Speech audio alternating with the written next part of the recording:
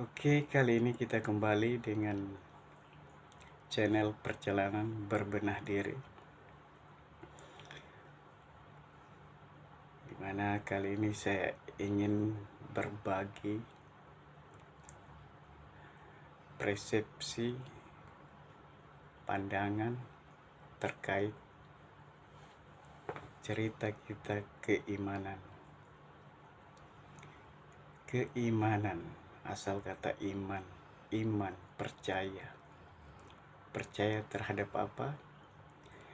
Kata iman lebih diistilahkan kepada yang kita pertuhankan, yang kita agungkan, yang kita anggap sebagai penguasa. Namun tidak jarang dari kita yang masih ngambang dalam hal ini. Kita semua percaya, bahkan hampir seluruh manusia percaya, yang Maha Kuasa itu ada. Yang kita pertuhankan itu ada.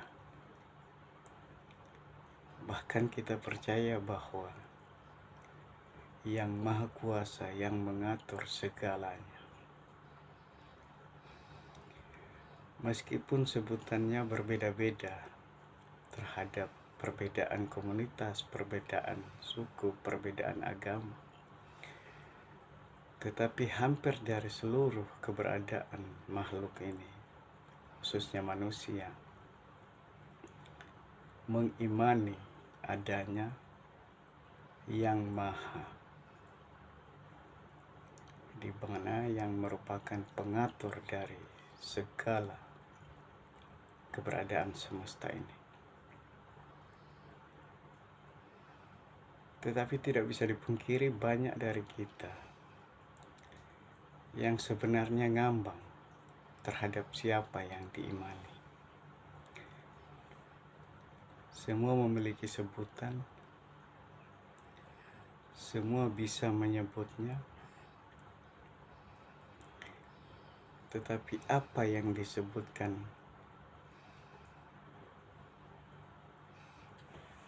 adalah misteri dalam kenyataannya, karena hampir seluruh hanya merupakan imajinasi.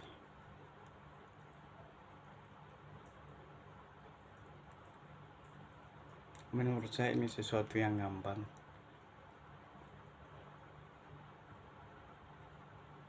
karena sebenarnya kita sendiri tidak mengerti ke arah mana iman tersebut. Tetapi di sini saya ingin menyederhanakan, mungkin sedikit pandangan dari saya agar tidak terlalu gaib tentang arah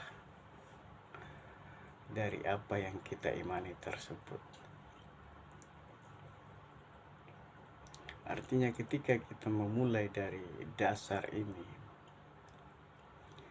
kita mungkin bisa memupuk satu bentuk penerimaan yang akan menciptakan kedamaian, yang kemudian ini akan berimplikasi di dalam keseharian kita, di dalam pergaulan kita, di dalam segala bentuk aktivitas kita, kemudian di dalam segala bentuk situasi atau kondisi apapun yang kita dihadapkan di dalam kehidupan ini. Poinnya di sini yang ingin saya katakan bahwa daripada Anda ngambang terhadap apa yang Anda imani, yang Anda sendiri tidak bisa membayangkan, tidak ada di dalam benakmu tentang sesuatu yang kamu imani, akhirnya karena tidak mengerti dasar dari apa yang diimani ini, membuat kita memberontak di dalam keseharian hidup ini. Termasuk masalah-masalah yang kita hadapi, problem-problem yang datang yang kemudian kita berusaha menyalahkan situasi, kondisi. Ini semua kemudian menciptakan ketidaknyamanan di dalam diri kita sendiri, yang kemudian itu akan refleks mengemas otak, kemudian menimbulkan banyak persepsi yang justru akan memancing lebih banyaknya hal-hal yang akan semakin membuat kita memberontak di dalam hidup ini. Jadi poinnya di sini menurut saya adalah Anda tidak perlu terlalu jauh mencari tentang misterinya yang Anda imani itu, tetapi cukup bagaimana Anda beriman terhadap kun fayakunnya. Cukup bagaimana Anda beriman terhadap seluruh bentuk kejadian, bahwa apapun kejadiannya, nah itulah kehendaknya. Nah, dengan demikian,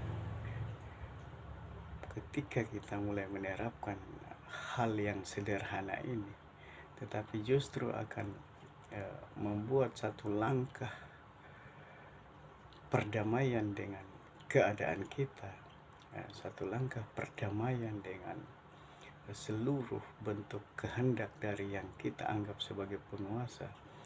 Sehingga saya yakin dengan memulai dari perdamaian dari segala bentuk kejadiannya, mengimani dari segala bentuk kun fayakunnya, bahwa apapun yang kita dihadapkan itulah kehendak yang sebenarnya, bahwa itulah kun fayakunnya yang sebenarnya, tanpa kita perlu tahu siapa pemilik kun fayakun itu. Saya yakin lambat laun kita akan dihubungkan bagaimana kita memahami proses yang sebenarnya. Jadi yang ingin saya katakan di sini bahwa kita cukup sederhanakan di dalam diri kita sendiri, bahwa beriman yang bisa lebih mempercepat keterhubungan kita adalah berimanlah dengan kun fayakunnya tanpa harus tahu siapa pemilik kun fayakun. Bahwa kita mencoba untuk menafikan hal-hal dari apapun bentuk kejadian yang kiranya itu akan membuat kita memberontak, kemudian kita nisbatkan ke dalam diri kita bahwa inilah kun fayakunnya dan inilah yang memang harus terjadi. Saya yakin ketika kita mampu menerapkan semua itu, bahwa kita akan hidup dengan damai, hidup dengan penerimaan. Dan ketika kita sudah stabil dengan penerimaan itu, tidak akan ada lagi hal-hal yang bisa membuat kita memberontak dalam hidup ini. Saya ingin katakan di sini bahwa kuncinya adalah nafi isbat. Nafikan bahwa apapun bentuk kejadian itu tidak ada hal lain. Isbatkan di dalam diri kita bahwa inilah kun fayakunnya dan inilah kenyataan yang memang harus terjadi. Terima kasih. Tetap semangat. Jangan pernah putus asa. Berjalanlah terus. Mengkajilah terus dan jadikanlah setiap materi, setiap kejadian, setiap apapun yang kita hadapi sebagai bekal untuk berbenah diri selanjutnya.